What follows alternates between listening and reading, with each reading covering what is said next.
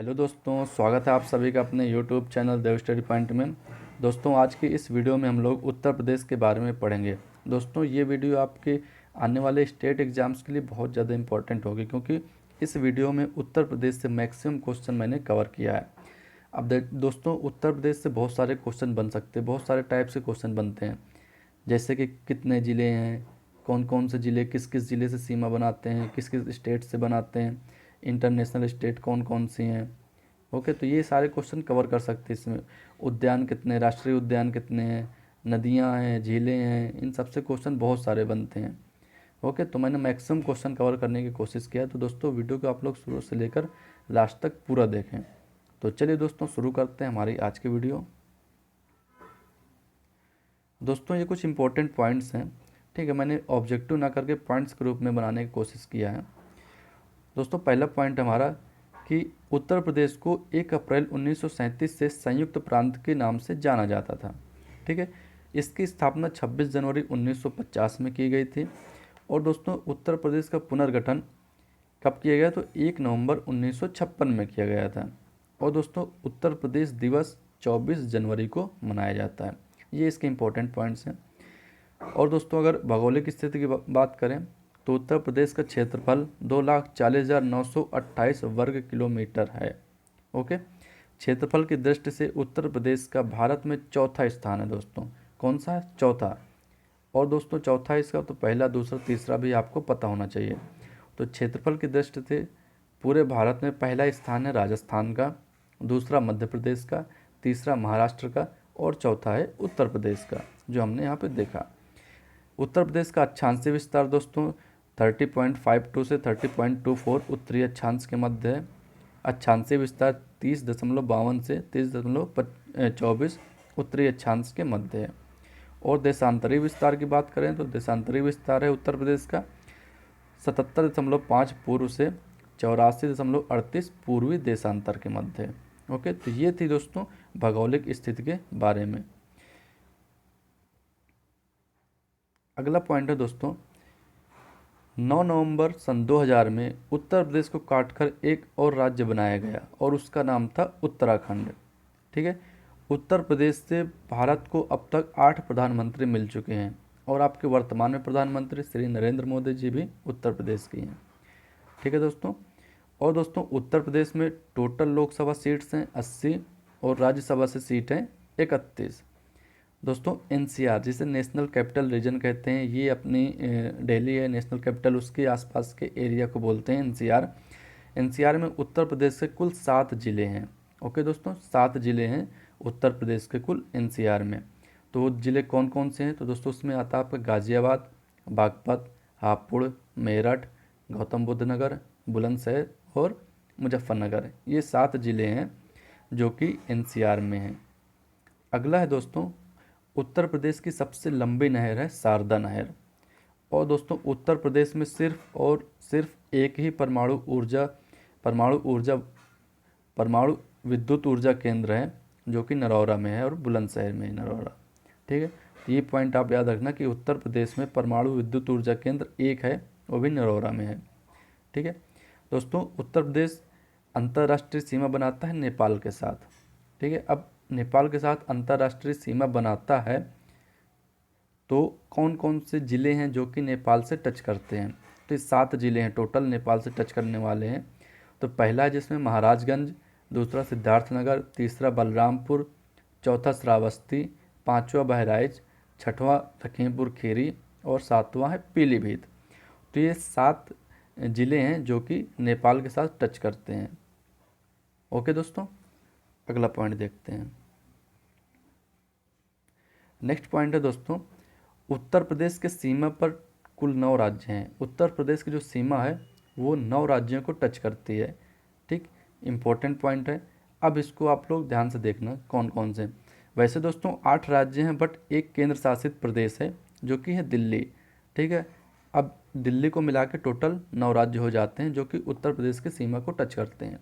कौन कौन से हैं, तो उत्तराखंड, हिमाचल प्रदेश, हरियाणा, राजस्थान, मध्य प्रदेश, छत्तीसगढ़, झारखंड, बिहार और दिल्ली। ये आपके 9 राज्य हो गए जो कि उत्तर प्रदेश की सीमा को टच करते हैं। और उत्तर प्रदेश को सीमा को सिर्फ और सिर्फ एक केंद्र शासित प्रदेश है जो टच करता है, और वो है आपका दिल्ली। ठीक है। उत्तर प्रदेश की सर्वाधिक लंबी सीमा रेखा कौन सी है? तो ये मध्य प्रदेश के साथ बनाती है। और उत्तर प्रदेश की न्यूनतम सीमा रेखा जो है किस स्टेट के साथ है? तो आपके हिमाचल प्रदेश के साथ है। ओके दोस्तों। गंगा नदी उत्तर प्रदेश की 28 जिलों से होकर बहती है। गंगा यमुना ये उत्तर प्रदेश की मेन नदियां हैं, और जिसमें से गंगा नदी उत्तर प्रदेश के 28 जिलों से होकर बहती है। और दोस्तों इलाहाबाद उच्च न्यायालय जो है ये दुनिया का सबसे बड़ा उच्च न्यायालय है, एशिया का। इलाहाबाद उच्च न्यायालय एशिया का सबसे बड़ा उच्च न्यायालय है। ओके दोस्तों। और अभी इलाहाबाद हाई कोर्ट में ही केस सुनने के लिए वीडियो कॉलिंग का इस्तेमाल किया गया है, जिसमें कि विजुअल कोर्ट जो बोलते हैं उसका इस्तेमाल किया गया है। तो वहाँ पे आने की ज़रूरत नहीं है, बस वीडियो कॉलिंग के थ्रू आपका केस सुना जाएगा। तो ये high court Allahabad high court में ही ऐसा किया गया है, पहला है, उत्तर प्रदेश राज्य पहला बना है ऐसा करने वाला। और ये इलाहाबाद हाई कोर्ट और इसके दूसरे न्यायालय जो हैं वहाँ पे ये लागू किया गया है। ओके दोस्तों। और दोस्तों इलाहाबाद से और कुछ इम्पोर्टेंट पॉइंट्स की बात करें तो हर 12 साल में इलाहाबाद में कुंभ मेला लगता है, जो कि संभवतः दुनिया का सबसे बड़ा मेला है, जो कि आपकी इलाहाबाद में लगता है। ओके। इसके बाद हर 6 साल में अर्ध कुंभ मेला भी लगता है इलाहाबाद में। ओके दोस्तों। नेक्स्ट है दोस्तों ललितपुर। उत्तर प्रदेश का केवल ललितपुर एक ज़िला है जो कि मध्य प्रदेश से 3 तरफ से घिरा हुआ है। और दोस्तों सहारनपुर ज़िला है जिसकी सीमा उत्तराखंड, हरियाणा और हिमाचल प्रदेश के साथ लगती है। तो ये भी पॉइंट है दोस्तों बहुत ज़्यादा, क्योंकि ये क्वेश्चन एग्जाम में बहुत पूछा जाता है, सहारनपुर की सीमा किस किस स्टेट से टच करती है। तो ये आपको उत्तराखंड, हरियाणा और हिमाचल प्रदेश के साथ टच करता है सहारनपुर। नेक्स्ट है दोस्तों 1968 के बाद उत्तर प्रदेश में 10 बार अलग अलग कारणों से राष्ट्रपति शासन लगाया गया था, और ये लगभग 1700 दिनों के लिए लगा है। टोटल की बात करें तो लगभग 1700 दिन के लिए हो चुका है अभी तक का राष्ट्रपति शासन उत्तर प्रदेश में लग चुका है 1968 के बाद से। अगला पॉइंट है दोस्तों उत्तर प्रदेश की राजधानी के बारे में बात करें तो अभी प्रेजेंट टाइम की राजधानी उत्तर प्रदेश की लखनऊ है, लेकिन 1858 ईस्वी तक उत्तर प्रदेश की राजधानी आगरा थी। उसके बाद 1858 से 1921 ईस्वी तक इलाहाबाद रही, जिसे अभी प्रयागराज नाम दिया गया है। ओके दोस्तों। और 1921 से अब तक फिर अभी तक लखनऊ है इसकी राजधानी। राजभाषा की बात करें तो प्रमुख भाषा हिंदी है, जो कि 1947 से लागू की गई है, या 1947 से माना गया है कि उत्तर प्रदेश की राजभाषा हिंदी रहेगी। और दोस्तों 1989 के बाद से द्वितीय राजभाषा उर्दू को माना गया है। ठीक है। तो ये राजभाषा की बात है। और दोस्तों उत्तर प्रदेश में जो बोलियां बोली जाती हैं उनमें मेन है आपकी हिंदी, अवधी, भोजपुरी, ब्रज, बुंदेली और अंग्रेजी। ये मेन बोलियां हैं जो कि उत्तर प्रदेश में बोली जाती हैं। ओके दोस्तों। अगला पॉइंट है दोस्तों प्रतीक। उत्तर प्रदेश के प्रतीक कौन कौन से हैं? तो राजकीय पशु उत्तर प्रदेश का है बारहसिंगा, राजकीय पक्षी है सारस, राजकीय पुष्प है पलाश, राजकीय वृक्ष है अशोक, और राजकीय चिन्ह है मछली एवं तीर कमान। और दोस्तों राजकीय चिन्ह 1938 में लिया गया था। दोस्तों ये एक सर्किल बनाता है, वृत्त बनाता है, वृत्त के अंदर मछली, तीर कमान बने हुए हैं। ठीक है। वृत्त के अंदर सबसे ऊपर तीर कमान है, उसके नीचे गंगा जमुना नदियाँ बहती है, और फिर नीचे 2 मछली बनी है, एक राइट में एक लेफ्ट में। ठीक है। तो ये राजकीय चिन्ह है, क्या है? मछली एवं तीर कमान उत्तर प्रदेश का राजकीय चिन्ह है। अगला पॉइंट है दोस्तों अगर ज़िले की बात करें तो उत्तर प्रदेश में टोटल 75 ज़िले हैं। ठीक है। और 18 मंडल हैं। ठीक है। अब इनमें उत्तर प्रदेश में सबसे पूर्वी ज़िला है बलिया, और सबसे पश्चिमी ज़िला है आपका शामली, और उत्तर प्रदेश में सबसे उत्तरी ज़िला है दोस्तों सहारनपुर, और सबसे दक्षिणी ज़िला है सोनभद्र। दोस्तों ये चारों आप याद रखना, एग्जाम में बहुत फ्रिक्वेंटली पूछता है। सबसे दक्षिणी ज़िला कौन सा है उत्तर प्रदेश का? तो सोनभद्र है। तो ये पॉइंट आपको याद रखने पड़ेंगे। ठीक है। अगला है दोस्तों कि उत्तर प्रदेश का केवल एक ज़िला है जो कि सर्वाधिक राज्यों को स्पर्श करता है। वो कौन सा? आपका सोनभद्र है। ठीक है। और ये सोनभद्र 4 राज्यों को स्पर्श करता है। वो कौन कौन से हैं? मध्य प्रदेश, छत्तीसगढ़, झारखंड एवं बिहार। तो ये याद रखना आप लोग कि सर्वाधिक राज्यों को स्पर्श करने वाला उत्तर प्रदेश का जिला कौन सा है? वो है सोनभद्र। और कौन कौन से राज्यों को स्पर्श करता है? तो आपके ये है मध्य प्रदेश, छत्तीसगढ़, झारखंड एवं बिहार। ओके। अगला प्रश्न है दोस्तों, क्षेत्रफल की दृष्टि से सबसे बड़ा जिला कौन सा है? तो है आपका लखीमपुर खीरी। उत्तर प्रदेश में क्षेत्रफल की दृष्टि से सबसे बड़ा जिला है आपका लखीमपुर खीरी, और उसके बाद दूसरे नंबर का है सोनभद्र। ओके। अगला पॉइंट है कि क्षेत्रफल की दृष्टि से सबसे छोटा जिला उत्तर प्रदेश का कौन सा है? तो है दोस्तों हापुड़। इसका क्षेत्रफल सबसे कम है पूरे उत्तर प्रदेश के सारे जिलों में। उसके बाद दूसरे नंबर पे है गाजियाबाद। ओके दोस्तों, सबसे छोटा हापुड़ और उसके बाद गाजियाबाद, और सबसे बड़ा लखीमपुर खीरी जिला है, उसके बाद सोनभद्र है। ओके दोस्तों। दोस्तों उत्तर प्रदेश इंटरनेशनल बॉर्डर बनाता है नेपाल के साथ, और नेपाल के साथ इसके 7 जिले सटे हुए हैं, स्पर्श करते हैं नेपाल की बॉर्डर को। ये मैंने अभी आपको बताया, बट फिर से रिपीट करता हूँ मैं कि नेपाल से स्पर्श करते हुए 7 जिले हैं उत्तर प्रदेश के। वो कौन कौन से हैं? महाराजगंज, सिद्धार्थनगर, बलरामपुर, श्रावस्ती, बहराइच, खीरी और पीलीभीत। ठीक है, तो ये 7 जिले हैं जो कि नेपाल से स्पर्श करते हैं। ओके दोस्तों, चलिए अगला पॉइंट है दोस्तों कि भारत उत्तर प्रदेश के कुछ उत्तर प्रदेश के कुछ ज़िले हैं जो कि बहुत ज़्यादा फेमस हैं। ठीक है, तो उनको देख लेते हैं कौन कौन से हैं, किस वजह से वो फेमस हैं। जैसे भारत की आध्यात्मिक नगर राजधानी जो है वो वाराणसी को मानते हैं। वाराणसी को भारत की आध्यात्मिक राजधानी मानते हैं। और इत्र राजधानी मानते हैं कन्नौज को, क्योंकि कन्नौज में बहुत ज़्यादा इत्र बनता है, परफ्यूम बनता है बहुत ज़्यादा। तो भारत की इत्र राजधानी है कन्नौज। और भारत का मैनचेस्टर दोस्तों कानपुर को कहा जाता है। भारत का मैनचेस्टर कानपुर को कहा जाता है। ओके। और दोस्तों कानपुर जो है आपका ये चमड़ा उद्योग के लिए बहुत ज़्यादा फेमस है। यहाँ पे सबसे ज़्यादा चमड़ा बनता है पूरे उत्तर प्रदेश में। सबसे ज़्यादा चमड़ा कानपुर में ही बनता है, या यूँ कहे तो पूरे भारत में सबसे ज़्यादा चमड़ा कानपुर में बनता है, क्योंकि भारत का मैनचेस्टर कानपुर को कहते हैं। ओके। इसके बाद दोस्तों और भी बहुत सारे सिटीज़ हैं, बहुत सारे ज़िले हैं जिनको फेमस है, जो जैसे कि अलीगढ़ मान लीजिए, अलीगढ़ को ताला नगरी के नाम से जानते हैं, है ना। और फिरोजाबाद को चूड़ी नगरी से जानते हैं। वाराणसी आपका ही है आध्यात्मिक राजधानी, या घाटों का नगर भी कहते हैं वाराणसी को। गोरखपुर को गोरख धाम के नाम से जानते हैं। ओके, तो ये सारे बहुत सारे फेमस हैं, जो कि ये ज़िले बहुत फेमस हैं पूरे भारत में, जो कि अपने स्पेशल उनका कुछ स्पेशल है जिस वजह से वो जाने जाते हैं।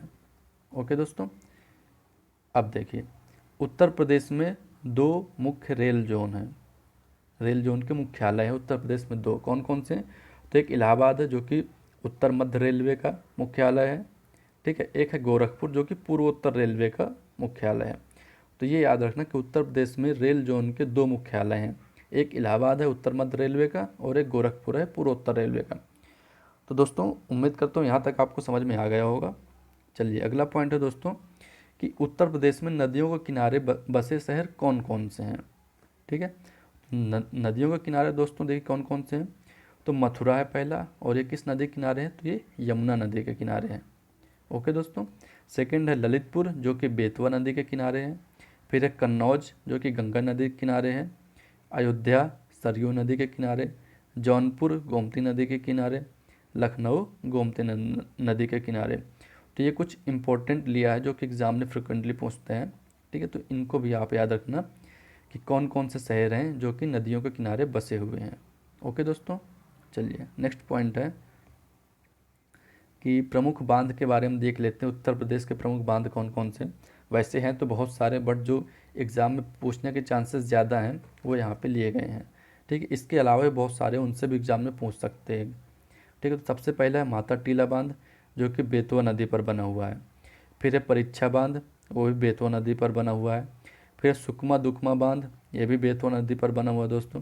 फिर एक कालागढ़ बांध, ये रामगंगा नदी पर बना हुआ है। और ओबरा बांध है, ये रिहंद नदी पर बना हुआ है। ओके दोस्तों।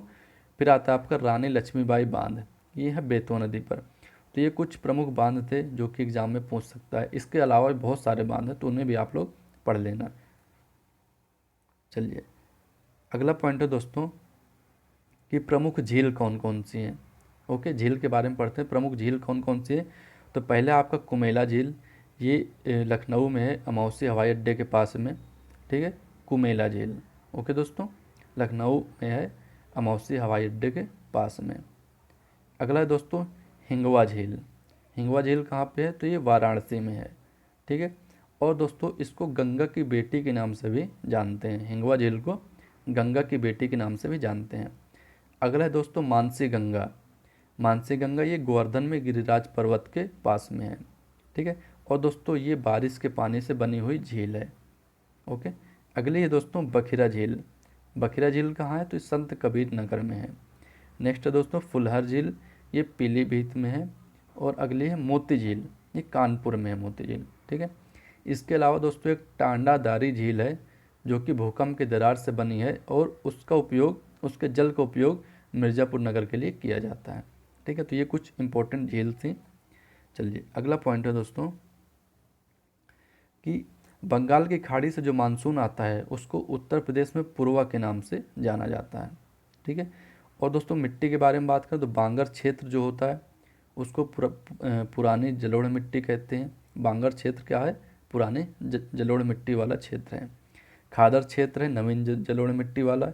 और दोस्तों नवीन जलोढ़ मिट्टी है ये उपजाऊ होती है सबसे ज़्यादा। ठीक है, और तराई क्षेत्र को, दलदल क्षेत्र को तराई क्षेत्र भी कहते हैं। तो क्वेश्चन कैसे भी पूछ सकता है, पुराने जलोढ़ मिट्टी किसे कहते हैं? बांगर क्षेत्र, खादर क्षेत्र या तराई क्षेत्र, या कैसे भी क्वेश्चन पूछ सकता है। या ऐसे पूछ सकता है तराई क्षेत्र को क्या कहते हैं? दलदल क्षेत्र कहते हैं। बांगर क्षेत्र को में कौन सी मिट्टी पाई जाती है? पुरानी जलोढ़ मिट्टी, या पुरानी जलोढ़ मिट्टी को बांगर क्षेत्र कहते हैं। तो ऐसे एग्जाम में क्वेश्चन ट्विस्ट कर सकते हैं, इधर उधर से कुछ भी पूछ सकता है। ठीक है, अगला पॉइंट है दोस्तों उत्तर प्रदेश में सबसे कम वर्षा वाला क्षेत्र कौन सा है? तो दोस्तों ये पश्चिमी गंगा मैदान में सबसे कम वर्षा होती है उत्तर प्रदेश में। और अगर ज़िले की बात करें या एरिया की बात करें तो ये मथुरा है। ठीक है, मथुरा है जो कि जहाँ पे उत्तर प्रदेश में सबसे कम वर्षा होती है। उसके बाद आता है दोस्तों उत्तर प्रदेश में सबसे ज़्यादा वर्षा कहाँ होती है? तो दोस्तों ये आपका तराई क्षेत्र में सबसे ज़्यादा वर्षा होती है, जैसे कि गोरखपुर है। गोरखपुर में सबसे ज़्यादा वर्षा होती है पूरे उत्तर प्रदेश में। ओके दोस्तों, चलिए अगला पॉइंट है गेहूं उत्पादन में उत्तर प्रदेश का कौन सा स्थान है? दोस्तों इसका पहला स्थान है। पूरे भारत में गेहूं उत्पादन में उत्तर प्रदेश का पहला स्थान है। ओके, अगला है दोस्तों गन्ना उत्पादन में कौन सा स्थान है? तो पूरे भारत में गन्ना उत्पादन में उत्तर प्रदेश का पहला स्थान है। नेक्स्ट है दोस्तों चना का सर्वाधिक उत्पादन उत्तर प्रदेश में कहाँ होता है? तो बुंदेलखंड में होता है। और आंवला का सर्वाधिक उत्पादन कहाँ होता है पूरे उत्तर प्रदेश में? तो प्रतापगढ़ में होता है। ओके दोस्तों, और पान की खेती दोस्तों महोबा में की जाती है। ठीक, पान की खेती महोबा में सबसे ज़्यादा होती है। चलिए अगला प्रश्न दोस्तों कि उत्तर प्रदेश में प्रथम कौन है? ठीक है, प्रथम मुख्यमंत्री कौन हुए, राज्यपाल कौन हुए, तो ये सभी देख लेते हैं। उत्तर प्रदेश में प्रथम कौन कौन है? तो मुख्यमंत्री, सबसे पहले मुख्यमंत्री उत्तर प्रदेश के रहे हैं पंडित गोविंद बल्लभ पंत। ओके, पहले मुख्यमंत्री कौन थे? पंडित गोविंद बल्लभ पंत। पहली महिला मुख्यमंत्री सुचेता कृपलानी। दोस्तों ये क्वेश्चन बहुत पूछता है, पहली महिला मुख्यमंत्री सुचेता कृपलानी। और पहली महिला राज्यपाल, या पहली राज्यपाल कौन थी? तो श्रीमती सरोजनी नायडू। ये पहली राज्यपाल हैं श्रीमती सरोजनी नायडू। ओके, अगला है दोस्तों विधानसभा अध्यक्ष कौन थे पहले? तो राजर्षि पुरुषोत्तम दास टंडन। ये भी बहुत फ्रिक्वेंटली पूछता है एग्जाम में। विधान परिषद अध्यक्ष कौन है? तो चंद्रभान थे। मुख्य न्यायाधीश कौन थे उत्तर प्रदेश के सबसे पहले? तो कमलाकांत वर्मा। और पहला हिंदी समाचार पत्र कौन सा था? वो है बनारस अखबार। और दोस्तों पहला विश्वविद्यालय जो उत्तर प्रदेश में खुला था वो था इलाहाबाद विश्वविद्यालय। ओके दोस्तों, और दोस्तों एक चीनी मिल लगाई गई थी उत्तर प्रदेश में सबसे पहले, वो लगाई गई थी देवरिया ज़िले में। कब? 1930 में। ओके दोस्तों, चलिए तो दोस्तों कुछ अनुसंधान परिषद हैं या प्रशिक्षण केंद्र हैं, तो जो इम्पोर्टेंट कुछ हैं उनको यहाँ पे डिस्कस कर रहे हैं हम लोग। तो पहला अनुसंधान परिषद है उत्तर प्रदेश कृषि अनुसंधान परिषद। यह दोस्तों लखनऊ में, और इसकी स्थापना की गई थी 1989 में। 1989 में। ठीक है, उसके बाद है दोस्तों आम अनुसंधान व प्रशिक्षण केंद्र। ठीक है, ये भी लखनऊ में है आपका। उत्तर प्रदेश गन्ना किसान संस्थान, ये भी लखनऊ में है। उत्तर प्रदेश गन्ना अनुसंधान केंद्र, ये शाहजहाँपुर में है। अमरूद प्रशिक्षण एवं प्रयोग केंद्र इलाहाबाद में है। भारतीय चारागाह एवं चारा अनुसंधान संस्थान, ये है झांसी में। उत्तर प्रदेश में प्रथम वन नीति 1952 में चालू की गई थी। ओके दोस्तों, प्रथम वन नीति कब आई थी उत्तर प्रदेश में? 1952 में। उसके बाद द्वितीय वन नीति बनाई गई थी, वो 1998 में बनाई गई थी।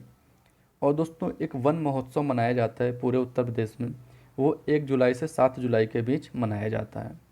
ओके, चलिए अगले पॉइंट है दोस्तों, कुछ योजनाएं चलाई गई थी गवर्नमेंट की तरफ से किसानों की समृद्धि के लिए। तो उसमें कौन कौन से? तो पहले है किसान मित्र योजना, दोस्तों ये 18 जून 2001 में चलाई गई। नेक्स्ट है किसान भाई योजना, ये 1992 से चलाई गई थी। ठीक है, किसान भाई योजना 1992 से चलाई गई थी। अगले दोस्तों किसान वृद्धावस्था पेंशन योजना, ये 2 अक्टूबर 2003 से शुरू हुई है। अगले दोस्तों किसान क्रेडिट कार्ड योजना KCC, तो ये आपके 1998-99 से शुरू की गई थी। ओके दोस्तों, चलिए कुछ हवाई अड्डों की बात करते हैं। दोस्तों वैसे हवाई अड्डे बहुत सारे हैं, बट मैंने यहाँ पे जो अंतर्राष्ट्रीय हवाई अड्डा है वो केवल लिया हूँ। ठीक है, वैसे तो एयरपोर्ट बहुत सारे हैं, पूरे उत्तर प्रदेश में बहुत हैं, बट यहाँ पे जो मेन है उनको लिया गया है। तो लाल बहादुर शास्त्री अंतर्राष्ट्रीय हवाई अड्डा कहाँ पे? वाराणसी में है। चौधरी चरण सिंह हवाई अंतर्राष्ट्रीय हवाई अड्डा, ये लखनऊ के अमौसे में है। ठीक है, लखनऊ में है ये। उसके बाद ताज अंतर्राष्ट्रीय हवाई अड्डा, तो ये फिरोजाबाद में है। ठीक है, तो ये दोस्तों अंतर्राष्ट्रीय हवाई अड्डे हैं जो कि उत्तर प्रदेश में स्थित हैं। चलिए अगला पॉइंट है दोस्तों कि वन्य जीव विहार से रिलेटेड है। कौन कौन से वन्य जीव विहार हैं दोस्तों? वैसे बहुत सारे हैं, बट कुछ इंपॉर्टेंट यहाँ पे मैंने लिया है। तो पहला है आपका दोस्तों चंद्रप्रभा वन्य जीव विहार, जो कि चंदौली में है। और दोस्तों ये सबसे पहला वन्य जीव विहार है। कौन सा? चंद्रप्रभा वन्य जीव विहार। अगला दोस्तों कछुआ वन्य जीव विहार, ये वाराणसी में है। फिर एक कैमूर वन्य जीव विहार, ये मिर्ज़ापुर में है। हस्तिनापुर वन्य जीव विहार दोस्तों ये मेरठ में है। ठीक है, मेरठ, मुजफ्फरनगर के मेरठ में है। और ये सबसे बड़ा है वन्य जीव विहार। कौन सा है? हस्तिनापुर वन्य जीव विहार। उसके बाद है महावीर स्वामी वन्य जीव विहार, ये ललितपुर में है। और ये सबसे छोटा वन्य जीव विहार है। तो ऐसे भी क्वेश्चन पूछ सकता है कि उत्तर प्रदेश में सबसे छोटा वन्य जीव विहार कौन सा है? तो कौन सा दोस्तों? महावीर स्वामी वन्य जीव विहार। तो ये पॉइंट्स आपको याद रखने, सबसे बड़ा कौन सा है, सबसे छोटा कौन सा है, सबसे पहला कौन सा है। ओके, चलिए। और दोस्तों पूरे उत्तर प्रदेश में सिर्फ और सिर्फ एक राष्ट्रीय उद्यान है, वो भी दुधवा है। दुधवा नेशनल पार्क, कहाँ? ये टाइगर रिजर्व के लिए है। और दोस्तों ये लखीमपुर खीरी में है। ठीक है, तो ये पॉइंट भी आप याद रखना कि दुधवा राष्ट्रीय उद्यान कहाँ है? लखीमपुर खीरी में है। और किसके लिए है? तो टाइगर के लिए है। चलिए अगला पॉइंट है दोस्तों कि पक्षी विहार कौन कौन से हैं। ठीक है, पक्षी विहार, तो दोस्तों कुछ इंपॉर्टेंट लिया हूँ मैं। नवाबगंज पक्षी विहार, ये उन्नाव में है। और दोस्तों ये सबसे पहला पक्षी विहार था। कौन सा? नवाबगंज पक्षी विहार। उसके बाद है लाख बहोसी पक्षी विहार, ये कन्नौज में है। और ये सबसे बड़ा पक्षी विहार है। ओके दोस्तों, उसके बाद सुरहाताल पक्षी विहार है, ये बलिया में है। ठीक है दोस्तों, सुरहाताल पक्षी विहार कहाँ पे है? बलिया में। और दोस्तों इसे लोकनायक पक्षी विहार के नाम से भी जानते हैं। तो ये भी याद रखना आप लोग, सुरहाताल पक्षी विहार को लोकनायक पक्षी विहार के नाम से जानते हैं। चलिए अगला है दोस्तों बेंती पक्षी विहार, ये कुंडा में है, प्रतापगढ़ में। ठीक है, और पटना पक्षी विहार दोस्तों एटा में, जो कि सबसे छोटा पक्षी विहार है। कौन सा सबसे छोटा पक्षी विहार? तो पटना पक्षी विहार है। ठीक है, और दोस्तों एक इम्पॉर्टेंट पॉइंट है कि जो नवाबगंज पक्षी विहार है, ठीक है, इसका नाम बदल कर अभी शहीद चंद्रशेखर आज़ाद पक्षी विहार कर दिया गया है। तो ये भी आप याद रखना कि नवाबगंज पक्षी विहार का नाम बदलकर क्या रखा गया है? तो है अब शहीद चंद्रशेखर आज़ाद पक्षी विहार। ठीक है, चलिए नेक्स्ट है दोस्तों कि उत्तर प्रदेश में जनजातियाँ कौन कौन सी हैं। ठीक है, तो उत्तर प्रदेश की जनजातियाँ कौन कौन सी हैं? तो ये दोस्तों जो फेमस हैं, सहारिया, ये ललितपुर के आसपास पाई जाती है, या ललितपुर में पाई जाती है। ठीक है, तो ये इंपॉर्टेंट जनजाति हैं। नेक्स्ट है भुक्सा या भोक्सा, कुछ भी कहते हैं, बुक्सा, भोक्सा, ठीक है। तो ये बिजनौर में पाए जाते हैं। और दोस्तों उत्तर प्रदेश की सबसे बड़ी जनजाति है जो, वो है थारू। कौन सी है? थारू। ये सबसे बड़ी जनजाति है थारू। और दोस्तों अगली है उत्तर प्रदेश की सबसे छोटी जनजाति है वन रावत। तो ये इंपॉर्टेंट जनजातियाँ हैं कुछ उत्तर प्रदेश के, तो इनको भी आप लोग फ्रिक्वेंटली याद रखना, क्योंकि एग्जाम में बहुत ज़्यादा पूछता है ये, ठीक है। अब दोस्तों इसके बाद भी कुछ पॉइंट्स हैं, वो मैं आपको बता देता हूँ। जैसे कि उत्तर प्रदेश में विंध्य पर्वत श्रृंखला के बीच बहुत बड़ी मात्रा में खनिज पाए जाते हैं, ठीक है। उनमें कौन कौन से मुख्य रूप से पाए जाते हैं? तो वह आपके चूना पत्थर, मैग्नेसाइट, तांबा, जिप्सम, ये सारे खनिज पाए जाते हैं। कहाँ पाए जाते हैं? तो विंध्य पर्वत श्रृंखला के बीच में, ठीक है। उसके बाद दोस्तों मैंने आपको बताया कि फिरोजाबाद चूड़ियों के लिए विश्वविख्यात है, और एल्यूमिनियम उद्योग का प्रमुख केंद्र रेणुकूट है, जो कि सोनभद्र में है, ठीक है दोस्तों।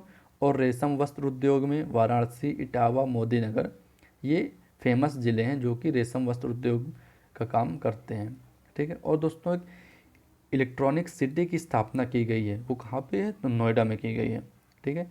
तो ये भी इंपॉर्टेंट पॉइंट्स हैं, इनको भी आप याद रखना, ठीक है। और दोस्तों अगला पॉइंट क्या है मेरा, कि उत्तर प्रदेश में गंगा, यमुना और घाघरा नदियों में जल परिवहन की सुविधा उपलब्ध है, ठीक है दोस्तों। उत्तर प्रदेश में गंगा, यमुना और घाघरा नदी में जल परिवहन की सुविधा उपलब्ध है, ओके दोस्तों। और दोस्तों जो हिंगवा झील है, एक हिंगवा झील है, उसको गंगा की बेटी के नाम से जानते हैं, ठीक है। हिंगवा झील को गंगा की बेटी के नाम से जानते हैं। और दोस्तों जो मानसी गंगा है, ये गोवर्धन पर्वत में गिरिराज पर्वत के पास पाई जाती है, और ये वर्षा के पानी से बनी हुई है, ठीक है।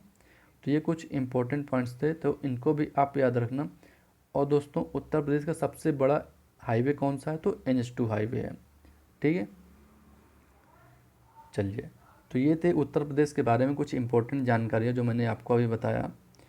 तो आप लोग पूरा वीडियो देखना, ठीक है। बहुत अच्छी वीडियो बनाई है, मुझे उम्मीद है कि आपको ज़रूर समझ में आई होगी। तो अगर वीडियो अच्छी लगे दोस्तों तो वीडियो को लाइक करें, चैनल को सब्सक्राइब करें, और अपने दोस्तों के साथ इसे ज़्यादा से ज़्यादा शेयर करें, ओके दोस्तों। चलिए फिर मिलते हैं एक नई वीडियो में कुछ और नए क्वेश्चन के साथ। Keep watching, thank you.